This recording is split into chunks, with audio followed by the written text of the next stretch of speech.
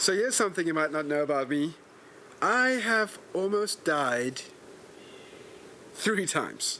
Yo, watching out for Daddy. Hey, that's my dad. Hey there! Welcome to Aphrodaddy. Yeah, the lockdown beard's growing out nicely. So the first time that I actually remember almost dying, because it may have happened before, but the one time that really sticks out in my head was when I was 16 and I had a bunch of teeth removed from my jaw because I have too many teeth, or my teeth are too big or something. Anyway, that teeth removal operation didn't go very well, and 2 weeks later I found myself delirious with an insanely high fever in the ICU and on a respirator. Now, fortunately, I was young and healthy and I recovered pretty quickly. After a couple of weeks, I went back to school, but one thing my mom told me later was that during one of the operations they had to do to kind of sort out what the problem was, the nurse came out and said, "Oh, we almost lost him on the table." Nice. The second time I almost died was almost more bizarre than the first time because it was on Christmas Day 6 years ago. The gate to our block of flats wasn't working. It was wide open and I thought, it's not safe, so maybe I should just try and pull it closed. I held onto the gate and my bare foot touched a part of the outside of the motor which had a short in it. So I had basically all of the electricity of the motor going through my body. Now normally you would be thrown backwards, except I was holding onto the gate at the time, which meant my muscles cramped up, so I was stuck there, being shocked. Now luckily some people had come by and they had helped me out very quickly. The paramedics also came to check if I was fine, and everything was pretty much okay other than some really sore muscles and a hole that had been burned into my foot by the electricity. That was painful. The really crazy thing about that time is that a few months later I met the little boy who would become my oldest son, and it's weird to think that I may not have been around for that moment. And then that brings us to the third time that I almost died, and this one was pretty much all my fault. So this happened during a period of time when I was still taking the train home. Cape Town traffic is crazy in the afternoons, and I thought, I could try and beat that by getting on a train. So I'm walking to the train station while still busy with work, so I'm busy with my emails, and I'm listening to music. The road in front of me is kind of full with cars, it's completely chock-a-block, no cars are moving, so I just keep walking right in between the traffic. Here's the problem though. You see, how it works is that there were 2 lanes of cars stuck in traffic, but the third lane was for buses only, and that lane had free-flowing traffic, which I did not pay attention to. So the quicker among you have probably already guessed what happened. Me with my earphones in, looking down at my cell phone, crossing a road, and I get hit by a bus. Literally, a bus hit me. And the weird thing is that it was the least painful of all of those experiences, because for some reason I came out of it pretty much unscathed. Some people might tell you that buses are built with crumple zones so that when they hit someone like me, the bus gets crushed and the pedestrian goes by fine. But I believe it's because I have Captain America powers. Captain South Africa powers. Although that really feels like it should be Siya Kolisi's powers, so I'll leave it. The point is, I walked away totally fine.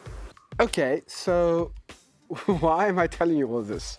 Am I just trying to show off about how invincible I truly am? Maybe.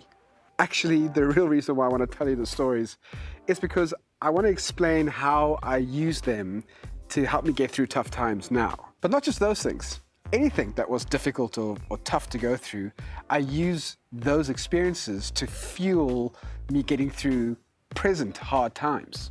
So, for example, if I'm feeling any kind of pain now, whether I'm feeling sick or part of my body's sore, or I've hurt myself doing the one bit of exercise I've done during the lockdown, then I think to myself, well, wait a second, you got through being electrocuted, or you got through being on a respirator, or you survived being hit by a bus.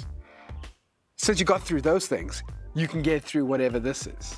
Or if I'm having a kind of mentally tough day, or if I'm feeling a bit down about something, I remind myself that I went through 2 years of very difficult therapy to fight my anxiety and to give myself tools to deal with depression. Since I dealt with all those things, I know I can deal with whatever today throws at me. And I think if you're someone like me who struggles with self-doubt and self-esteem and trusting your own abilities, it is very, very important to remember all the times that you overcame difficulties. Because I think a lot of the time we need to be able to trust ourselves to get through hard times. And that becomes difficult if you don't trust yourself. But with my way of thinking, you don't have to put any trust in your own current ability. All you have to do is remember that you got through tough times previously, and that will remind you that you can get through this. Now, obviously, the better thing would be that you do learn to trust yourself and that you learn that you are capable and that you are okay. But that's a whole other journey that you have to go through, and until you get there, using difficult events like the ones I've mentioned can be really useful to give you the mental support you need to get through current tough times. So I guess the real question is, how is this supposed to help us with the stresses and strains that are coming with the lockdown period? Well, I'm going to get to that, but firstly, I want to make it abundantly clear that I know a lot of people who are struggling financially and emotionally and psychologically because of all of the effects that Corona has had on our world and on our country in particular. So for instance, I know people who are really struggling with depression right now because they've either had it before the lockdown and now this is exacerbating it, or the situation that they're in makes it very difficult to feel good about yourself or about the world around you, and it's kind of leading them down a dark path. I also know a lot of people who are struggling with some really serious anxiety issues. Again, the finances for a lot of us are in the toilet. No wonder why we're stressed out. And then on top of that really awful cake, you're adding on all the stresses of not being able to go outside and do your favorite things and see your favorite people, whether they're friends or family. And you now have to not just be a parent, but a teacher too, and a home carer, as well as someone who's still doing your own job. It's a lot. Okay, so I've just realized that if you have come to this video hoping to find a way to relax and calm down and feel better about your situation, I'm not doing a very good job of that. And actually, I'm kind of okay with that because this is a crazy, stressful, and scary time. And I'm not going to tell you to feel all of those things that you're feeling because you kind of have a good reason to. But here is my big and actual point to this meandering video. You are either one of two types of people. The first kind of person has experienced a lot worse things than their current situation, and they can use that in the same way that I use my near-death experiences. They can say to themselves, hey, I've been through worse, I've survived those things, I know how strong I am, which means I can get through this. The second person is the exact opposite of that. They're someone who hasn't experienced something this difficult in their lives ever before. Not saying that their lives have been easy or a walk in the park, but their current situation has become pretty bad and pretty difficult compared to everything else that has come before. I think if that kind of person can tell themselves that they will get through this period somehow, in some way, and that they can one day in the future look back to this period, back to this difficult time, and they can tell themselves, hey, I got through the coronavirus of 2020, I can get through whatever I'm currently going through. So the first group can look back at the stuff that they survived and go, hey, I can draw strength from that.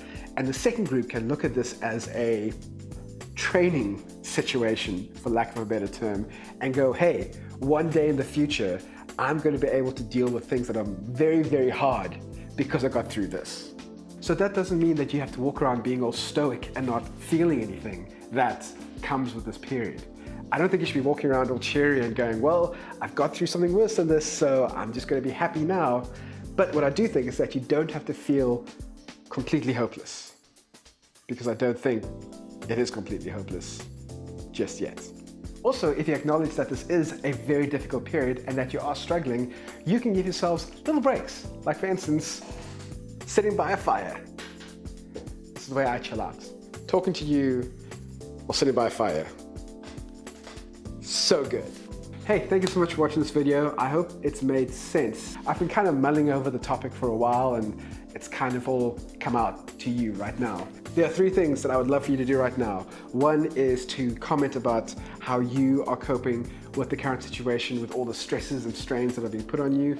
Two is subscribe to the website. Go to AfroDaddyOnline.com and be a subscriber, because that way you will get all the newest Aphrodaddy content, plus you'll get an extra special newsletter every now and then where I tell you how I make all my content and I give you a little bit of an inside scoop of what's going on in my life and in my family's life. And the last one I want you to do is, if you love podcasts, if you listen to podcasts, and if you don't listen to podcasts, subscribe to Ask Aphrodaddy. So go onto your podcast app, whatever it is, whether it's Spotify or the Apple Podcast app or Google Podcasts, wherever. Search for Ask Aphrodaddy, subscribe there, and you'll get the podcast, which has been very, very difficult to produce, but it's one of my true loves. So it'll be great to talk to you there as well. Thank you so much for watching. Aphrodaddy out. You're watching Aphrodaddy. Hey, that's my dad.